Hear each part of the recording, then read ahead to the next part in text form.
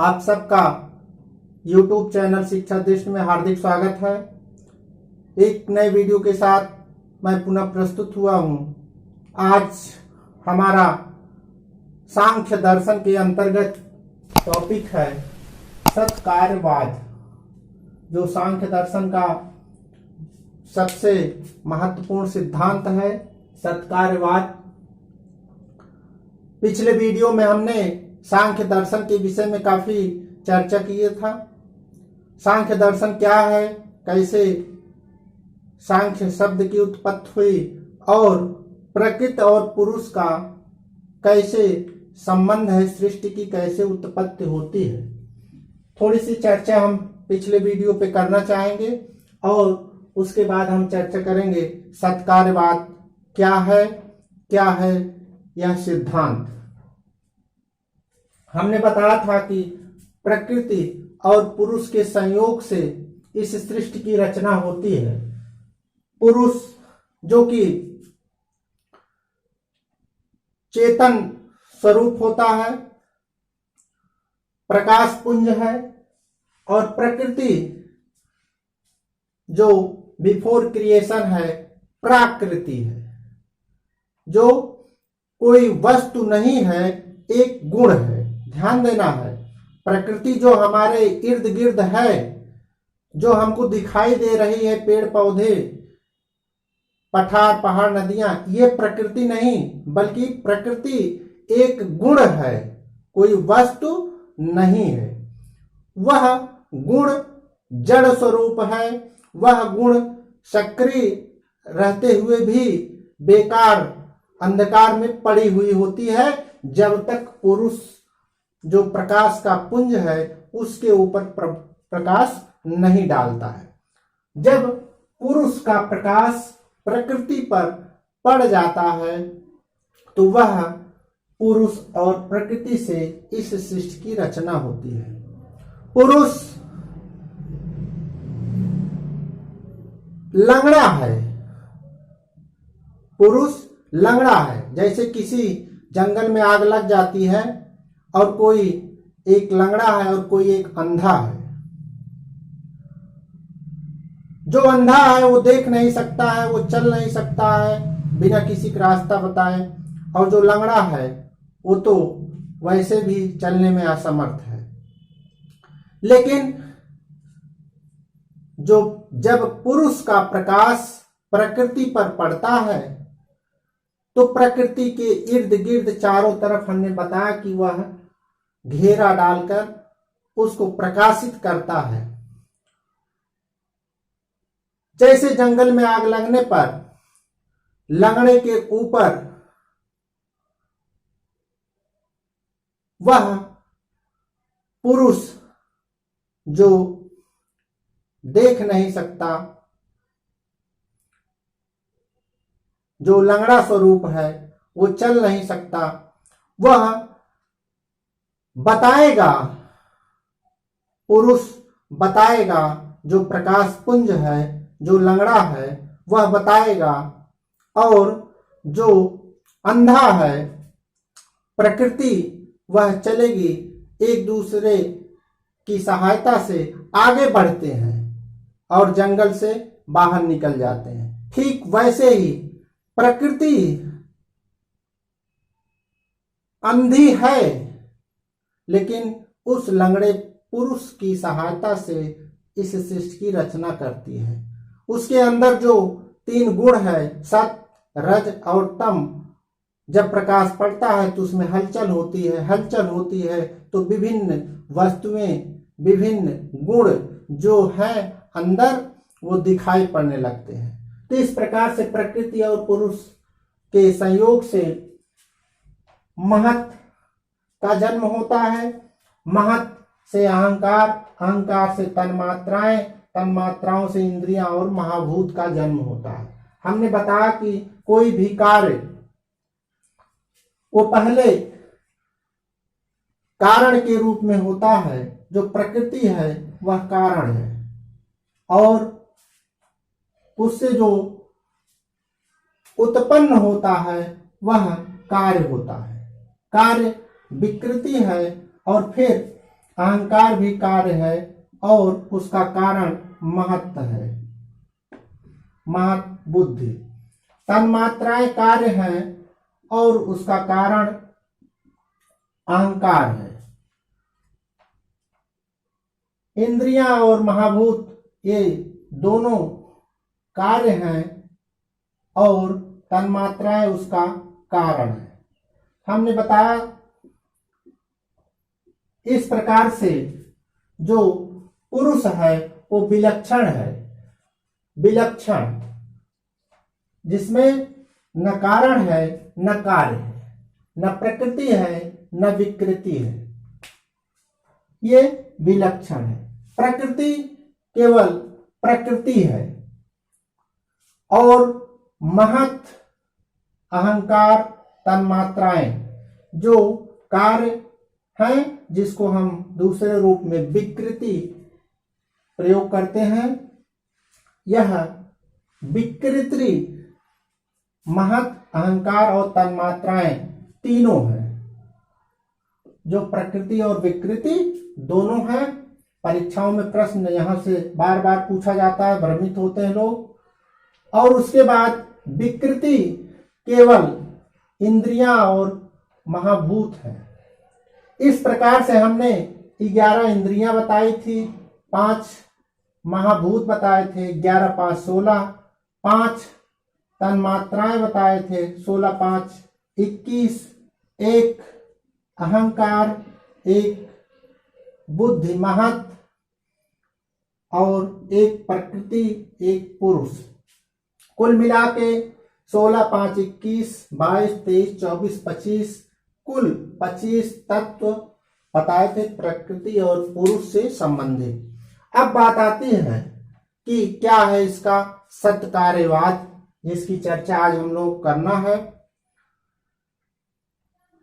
आचार्य ऋषि कपिल के द्वारा यह सांख्य दर्शन बताया गया है, जो उनके कपिल सूत्र नामक ग्रंथ से मिलता है।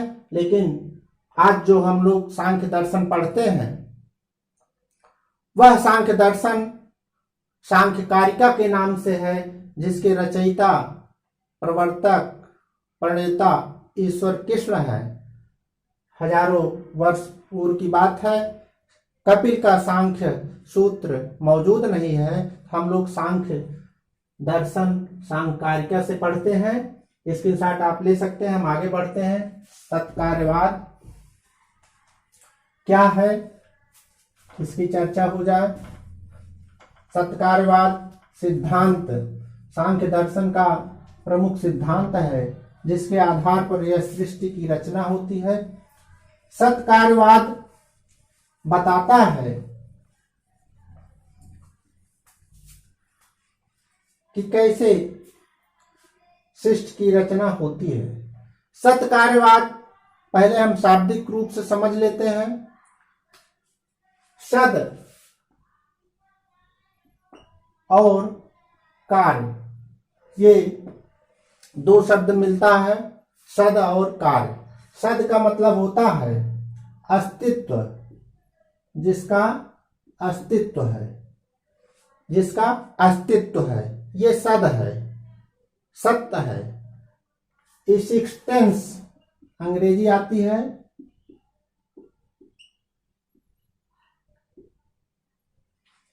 एक्सिस्टेंस। इसके बाद कार्य। कार्य का मतलब प्रकट प्रभाव, प्रकट प्रभाव।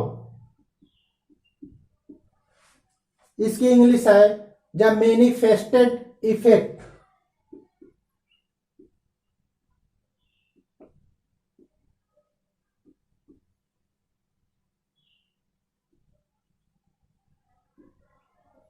Manifested effect. सद जिसका अस्तित्व है और कार्य प्रकट प्रभाव है। ये सांख्य दर्शन किसी भी कार्य की नवीन उत्पत्ति नहीं मानता, बल्कि अव्यक्त का व्यक्त होना ही उत्पत्ति है और व्यक्त का अव्यक्त होना नाश है। ये बताता है।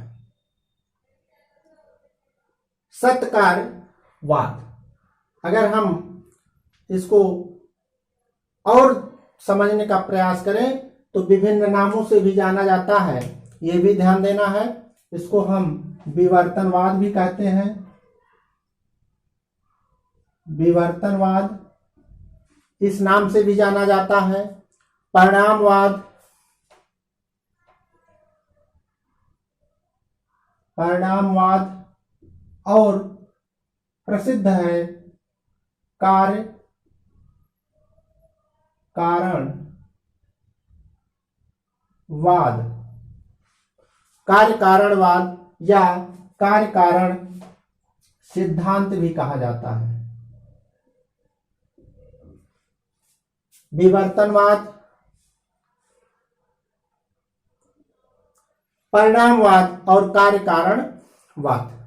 तो मेन जो इसका सिद्धांत है, किसी भी कार्य की नवीन उत्पत्ति नहीं होती, बल्कि अव्यक्त का व्यक्त होना ही उत्पत्ति है, और जो व्यक्त है वह अव्यक्त हो जाए तो नाश है।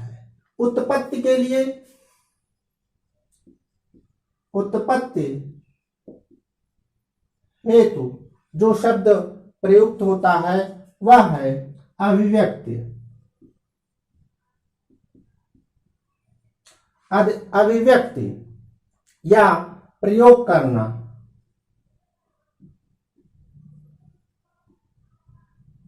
ये उत्पत्ति के लिए है, प्रयोग करना या अव्यक्त। और वही नाश के लिए जो शब्द प्रयोग होता है वह है तिरोभाव, ये शब्द प्रयोग होता है, ध्यान देना है। तिरोभाव, कोई चीज नवीन उत्पत्ति नहीं होती, बल्कि अव्यक्त रूप में वह विद्यमान रहती है, और जब वह व्यक्त के रूप में होता है तो हम उसको उत्पत्ति कहते हैं, और जब अव्यक्त के रूप में हो जाता है तो फिर हम उसको नाश कहते हैं। कार्य उत्पत्ति से पूर्व अपने कारण में निहित रहता है, यह मुख्य बात है। कार्य उत्पत्ति से पूर्व, उत्पत्ति से पूर्व कारण में, उत्पत्ति से पूर्व अपने कारण में निहित रहता है, ये सिद्धांत है। हमने बताया कि जब प्रकृति से महत पैदा होता है तो महत कार्य हो जाता है और प्रकृति कारण हो जाती है। ठीक इसी सिद्धांत के आधार पे होता है कार्य उत्पत्ति से पूर्व कारण में, कार्य से पहले कारण, और कारण कार्य को उत्पन्न नहीं करता। जैसा हमने कहा, कारण भी कार्य को उत्पन्न नहीं करता, बल्कि उत्पन्न नहीं करता, बल्कि क्या करता है, ये अभिव्यक्त करता है, अभिव्यक्त करता है। नवीन उत्पन्न नहीं करता, नवीन उत्पत्ति नहीं करता, बल्कि अव्यक्त करता। जो अव्यक्त है उसको अभिव्यक्त करता है, और कार्य सर्वदा सत है, यह भी बात है। कार्य सर्वदा सत है, असत नहीं है, सत है, परंतु कारण से पहले यह अव्यक्त रूप से नहीं है। कार्य हमेशा सत है, लेकिन कारण से पहले यह अभिव्यक्त है।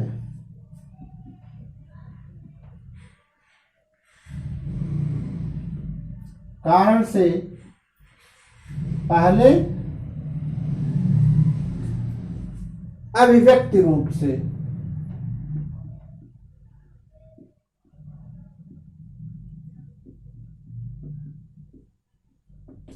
नहीं है। ये मूल सिद्धांत है। कार्य सर्वदा सत्य है, किंतु कारण से पहले यह अव्यक्त रूप से नहीं है, इसलिए कार्य की अभिव्यक्ति के लिए कारण की आवश्यकता है। इसलिए कार्य की अभिव्यक्ति के लिए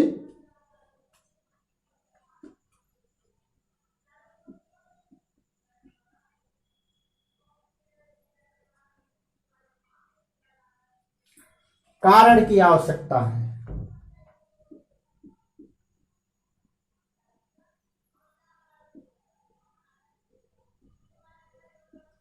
कारण आवश्यक है। तो ये सिद्धांत है, इसको हम और समझने का प्रयास करें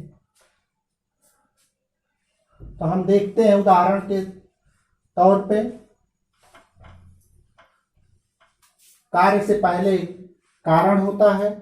जैसे मान लीजिए ये पत्थर है, ये पत्थर है, ये पत्थर है, और इस पत्थर से क्या बन गई? मूर्ति। पत्थर, पत्थर से मूर्ति। पत्थर जो होता है यह अव्यक्त कारण है। यह कारण है और यह कार्य है। पत्थर था, जब हम उसको उसमें नक्काशी निकाल दिए तो वह मूर्ति के रूप में हो गया। वह कारण के रूप में था और वह कार्य कर दिए तो मूर्ति के रूप में वह कार्य के रूप में हो गया। यह अव्यक्त था, कारण अव्यक्त था, क्योंकि यह मिट्टी से हम कुछ भी कर सकते हैं। यह अव्यक्त है, और जब हम इसको मूर्ति में परिणित कर दिए, इसको कार्य बना दिए, तो यह व्यक्त के रूप में हो गया। व्यक्त या अभिव्यक्त। तो कोई भी कार्य अपने पूर्व स्थिति में अव्यक्त रूप में कारण के रूप में विद्यमान होता है, और जो व्यक्ति ये सब कार्य करता है उसको कहते हैं निमित्त कारण। जिसके द्वारा कार्य संभव होता है वह निमित्त कारण होता है, जो बनाता है। मूर्तिकार, मूर्तिकार जो है यह निमित्त कारण है। मूर्तिकार कारण को कार्य में परिणित कर देता है, इसको हम निमित्त कारण कहते हैं। ये हमारा पहला उदाहरण। दूसरा उदाहरण, ये मिट्टी है, मिट्टी, ये मिट्टी है। मिट्टी अव्यक्त रूप से है, लेकिन इस मिट्टी से जब हम घड़ा बना देते हैं, घड़ा,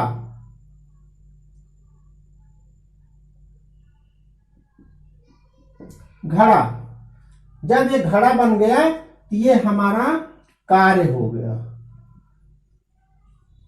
और मिट्टी हमारी क्या थी? कारण थी। मिट्टी अव्यक्त थी, लेकिन निमित्त कारण, निमित्त कारण कौन था? कुंभकार। ये अव्यक्त कर दिया। ये घड़ा हमारा अव्यक्त हो गया, तो ये निमित्त कारण के द्वारा हुआ है। तो ये सत्य कार्यवाद ये सिद्धांत बताता है कि कार्य से पहले कारण है, अव्यक्त से पहले अव्यक्त है, व्यक्त से पहले अव्यक्त है।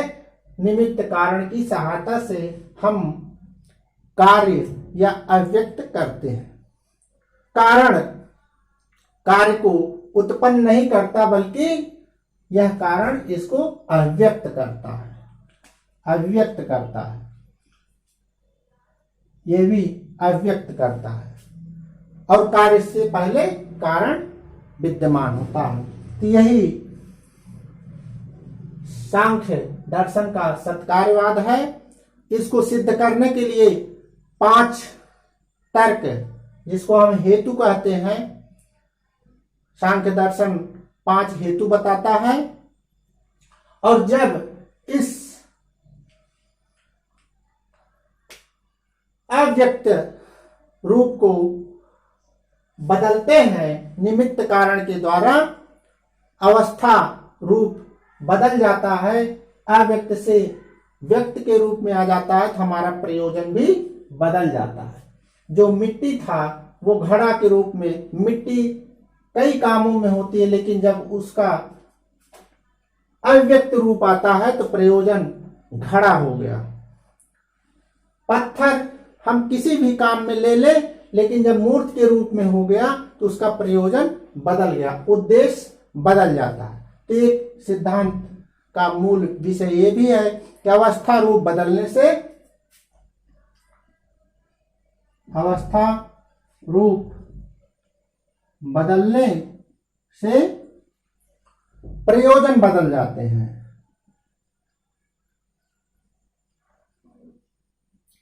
बदल जाते हैं।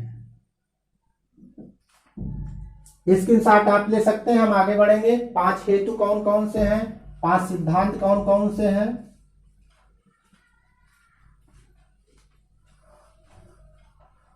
सांख्य दर्शन के 5 हेतु जो इस सिद्धांत को सिद्ध करते हैं। इसमें पहला जो सिद्धांत है, इस श्लोक के आधार पर जो पहला सिद्धांत है वह है असत कारणात्। असत कारणात्, ये पहला सिद्धांत है। असत कारणात्, असत कारणात् पहला तर्क है, पहला हेतु है। इसका मतलब असद, इसका कोई कारण नहीं है। यह जो सत नहीं है असत है, जो असत है, और जो असत है उसे उत्पन्न नहीं किया जा सकता। असद कारणात्, व्यक्त नहीं किया जा सकता। इस व्यक्त नहीं किया जा सकता, क्योंकि असद है, और जो असद है उसे अव्यक्त, उसे व्यक्त नहीं किया जा सकता। उदाहरण, जैसे उदाहरण के रूप में हम कहते हैं आकाश कमल। आकाश कमल, अब आकाश कमल, आकाश में क्या कमल पैदा हो सकता है? असंभव है। बंध्यापुत्र, बंध्यापुत्र, अगर कोई बंध्या ही है, बांझ है, तो उससे कैसे पुत्र संभव हो सकता है? बिल्कुल संभव नहीं हो सकता। पानी मक्खन, पानी मक्खन, पानी से मक्खन निकल सकता है? कभी नहीं निकल सकता। बालू से तेल, असंभव है। तो जो असद है, जो असत्य है, उसे व्यक्त नहीं किया जा सकता। यह सिद्धांत कहता है असत कारणात्। उसे हम, उससे न उत्पन्न कर सकते हैं, उसे न हम व्यक्त कर सकते हैं। दूसरा जो हमारा सिद्धांत है वह है उपादान ग्रहणात्।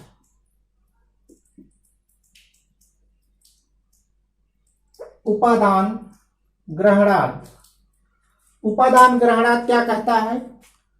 कार्य को उपादान कारण की आवश्यकता होती है।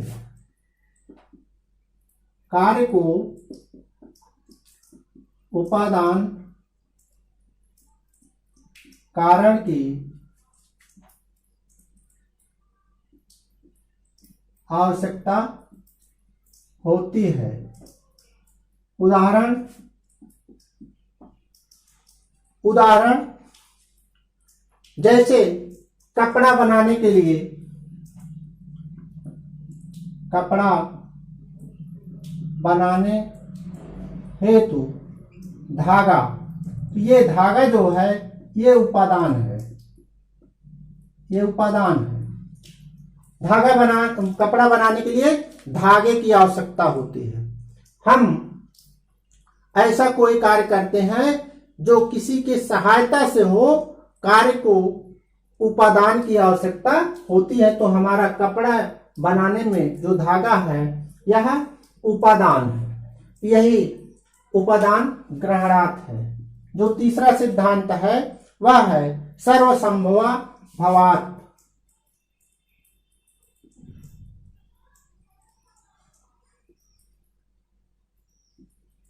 सर्वसंभवा भवात्। सर्वसंभवा भवात्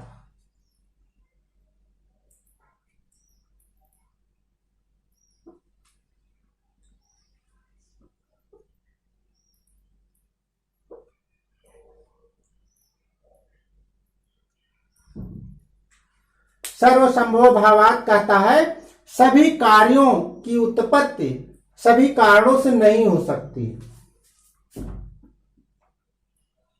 सभी कार्यों की उत्पत्ति सभी कारणों से नहीं। सही बात। सभी कार्य एक ही कारण से नहीं उत्पन्न होते हैं, सबके अपने अपने कारण है। अलग अलग साधन से अलग अलग कार्य होते हैं। जैसे रेत से तेल नहीं निकल सकता, उदाहरण रेत से तेल, रेत से तेल नहीं पैदा होगा, तेल से ही तेल मिलेगा। बरगद बीज से आम नहीं पैदा होगा। तो ये रेत से तेल नहीं होगा, बरगद से आम नहीं होगा, आम से अंगूर नहीं होगा। तो सभी कार्य जो होंगे उनकी उत्पत्ति के कारण भी अलग अलग होते हैं। यह हमारा तीसरा सर्वसंभवा भवात्। शक्तस्य शक्य कारणात्, शक्तस्य शक्य कारणात्, ये शक्तस्य शक्य कारणात्, कारण केवल वही पदार्थ उत्पन्न करेगा जो उसकी क्षमता रखता है। कारण वही पैदा करेगा जिसमें उसकी क्षमता होगी। ये शक्तस्य शक्य कारणात्। अब जिसकी जो क्षमता होगी वही पैदा करेगा, सब तो सब कुछ पैदा कर नहीं सकता। जैसे आग की क्षमता क्या है? आग की क्षमता क्या है? जलाना। तो जलाने का कार्य आग ही पैदा कर सकती है, दूसरा नहीं।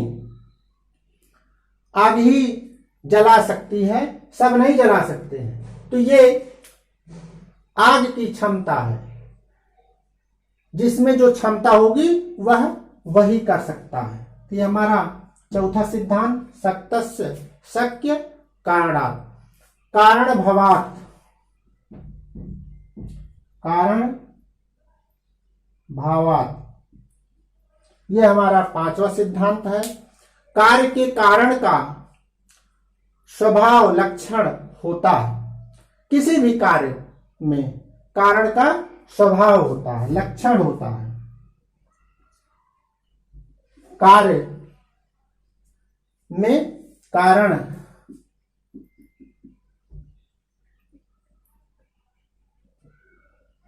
कारण का स्वभाव, लक्षण होता है। स्वभाव होता है, लक्षण होता है। कार्य कारण अभेद होने से भी कार्य अपनी उत्पत्ति के बाद भी सत्य है। कार्य और कारण अभेद होते हैं, और जब ऐसी स्थिति आती है, कार्य अपनी उत्पत्ति के बाद भी सत्य है। जैसे गेहूं से गेहूं उत्पन्न होना, गेहूं से गेहूं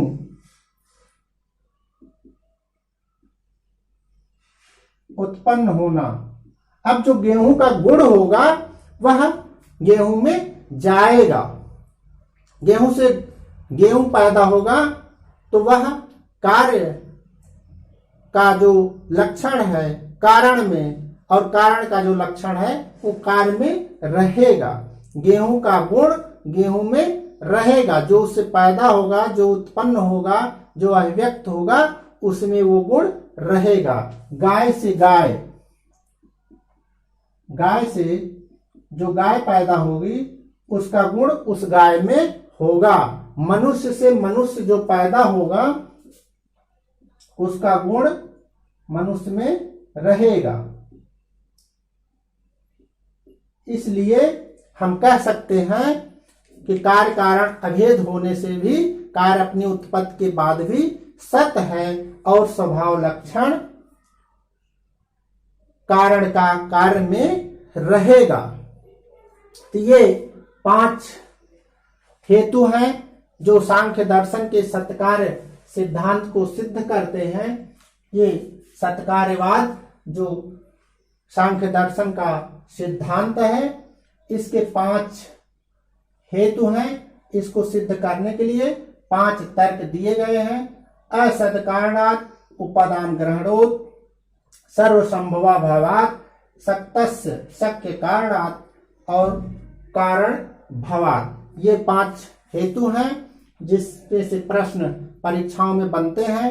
पिछला वीडियो सांख्य दर्शन का हमने बनाया था, जो साथी नहीं देख पाए थे वो डिस्क्रिप्शन बॉक्स में लिंक दिया है, देखकर सांख्य दर्शन को भली भांति समझ सकते हैं। इससे सरल शायद ही कोई हो सकता है। परीक्षा की दृष्टि से आप इसको तैयार कर सकते हैं। अगले वीडियो में हम पुनः प्रस्तुत होंगे एक नए वीडियो के साथ। वीडियो को देखने के लिए, पसंद करने के लिए, आगे बढ़ाने के लिए आप सबका बहुत बहुत धन्यवाद, आभार।